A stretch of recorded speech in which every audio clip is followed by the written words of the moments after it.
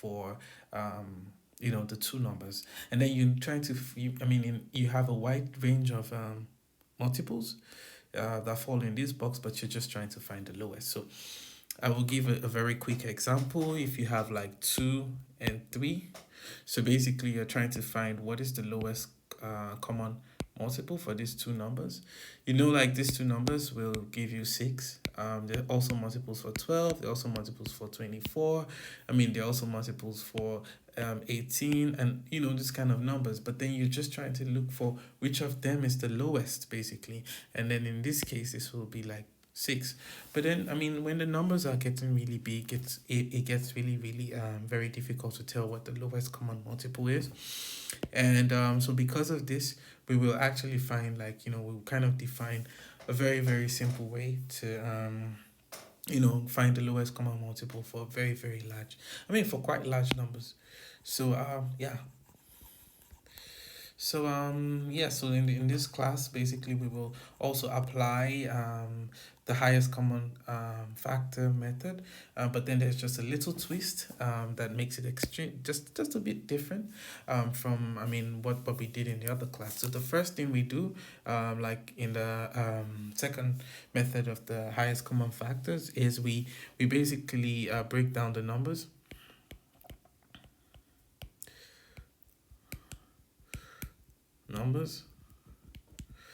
to their prime factors, right? So when we break down the numbers to their prime factors, we then go ahead and we do some grouping, and then we do some grouping, and then after we do the grouping, we we select the distinct, the uniques.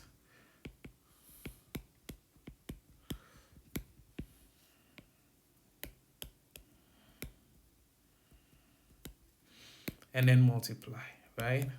And then when you look at these steps, you actually see like it's very very similar to the highest common factors, but it's different actually, and the different lies in the grouping. So the way we do the grouping is quite different from the way we have done in the highest common factor. In the highest common factors, we only considered, like, groups that were common for both numbers, or maybe for all the numbers if they're more than two.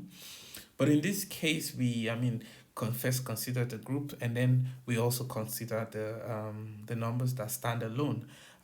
In each group, that basically, they're not common. So basically here we're also going to use this as an example for numbers like maybe 48, and then we have 64, right? Which is exactly the same example we used in the other class. So here we basically start by dividing the lowest number that is possible. We go with 2, and then we have 24, and then also we divide with 2 because we see like 2 is, it's an even number, so 2 is going to divide through, and then we have 12, and then also we go ahead and divide with another 2, and then we have 6, and then we see it's still even, so we go ahead and divide with another 2, and then we have 3. At this point we see that it's not even anymore, so 2 wouldn't divide, and then we go with the next best number, and this is 3, and then we divide by 3, and then we have 1, right? And at this point where we have 1, we just basically stop. And then here also we do the we basically go ahead and do the division. So we see like it's even, so we take 2, and then we have 32, we take 2 again, we have 16, we take 2 again, we have 8, we take 2 again, we have 4, we take 2 again, we have 2, we take 2 again, and we have 1 this time around, right? So in this case, we have the what is known as like the factors of each number, and so now we do the grouping. So in the case of the grouping here, we take 48, and then we say 2 times 2 times 2 times 2 times 3, and then we take 64, and then here we're looking at it like 2 times 2 times 2 times 2 times 2 times 2. So this is like six twos basically here, and then now we do the grouping, right? So here, this is where it's a bit different from the highest common factor. So here we first do the grouping, and like here we're basically like seeing that the groups are like this, like this, like this, like this. And now we notice that at this point we cannot have any groups anymore, and this is what makes it a bit different. So in this case we just take the part that we can't have anymore, we just bring it down, right? So in this case of the groups, we select only one of them, and then we notice here we cannot group these two, so we just bring it down. We cannot group the second two, so we just bring it down. And then we cannot group the three, so we just bring it down. And here we have like we have like 6 2's, which is basically the same as 64. So here is like 6 2's, right, multiplied by each other, which is basically the same as this. So basically this is 64 times 3, and this will give us 192 basically. And then 192 now becomes the lowest common multiple. So this is like the very very like simple way of doing it. Very very simple way. It's not so complex. It's just basically by taking this. I mean, we could also do another one just to make sure we are very very much in line and we kind of understand this very well. This time around we could take like 3 numbers and just try to work it down. So and then try to work the lowest common multiple down, right? So let's just go into it.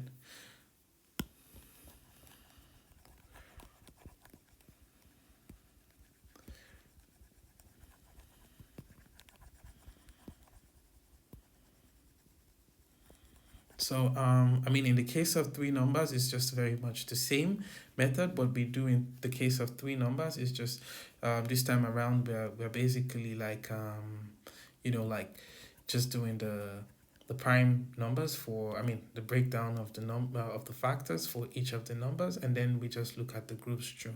Now in this case it becomes very very, it might look slightly tricky because I mean, like it's more than one group, but let's just give it a try. So so basically we can come up with different types of numbers, and we say like, okay, so now in this case we go with like what is the common factors for numbers 16, 18, and then 20, right? So what is the common multiple for this 3 numbers?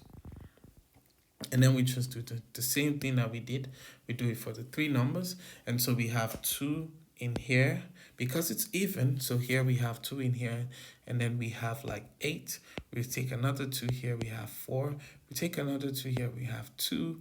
We take another 2 here, we have 1. So basically everything is even, so we keep using the 2's, and then we have 4 2's basically. So now in the case of 18, we take 2. So here we take the 2 because it's even, and then we have 9, and then we see like here it's odd, so we cannot divide by 2 anymore. So what is the next best thing to divide with? Is 3 here. So basically we have 3. Then also we divide again by 3, so we have 1, right? And so for the 20, also in the case of 20, we also see like, okay, this is like an even number. So 2, we start with 2. 2 can go through. We have 10. 2 can still go through because it's still even. We have 5. And then in this case, 3 cannot divide. 2 cannot divide. And so we divide by 5. And then we have 1. So at the point of 1, we all stop, right? So here we come down here, and then we do our breakdown of the multiples. And then here, this is the very interesting part, right? So here 16, you have 2 times 2 times 2 times 2, right? And then you have 18, which is 2 times 3 times 3, right? And then you have 20, which is basically 2 times 2 times 5. And so in this case, we start the grouping, right? So here we notice that, and this time around, I'm going to do a little bit of color coding just to make sure we are very, very much, in line with the group, because it can be kind of really, like confusing here. So first, like this is the first group, right? This is the first group. This is like the yellow house group. And then the second group here Now you notice like in the second, what is supposed to be the second group, you notice that you don't have, two all true. You have two for 16, and then you have two for 20, but you don't have two in the case of 18. So but then we still have to group, right? So here we say like this is the second group. The red group is the second group, right? And then we notice also that like this, every other thing seems to stand alone. There's no other group. Like, so basically the standalone groups are these guys here, these guys, because they cannot be grouped down the line, so everything is now standalone. Now we can now draw, for the groups we can take the one that is basically we can take a distinct for the cases of groups, and then we can now take the standalones for the cases of standalone. So basically in this case we take the unique, which is two times, and then also for this and this we take the unique, which is 2, and then you see like in every other case it's just a standalone, right? So in the case of the standalone we take just one of it, so 3, 3, take 2 times 2 times 5.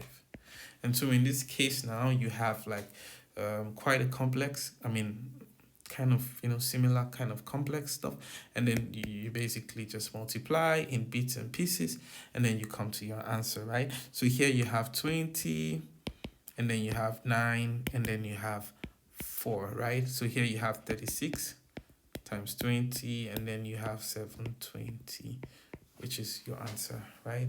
And so this is like the answer of this part. And yeah, so basically you could let me know if you understand this. Yeah, so yeah, look forward to catching you up in the next class. Thank you.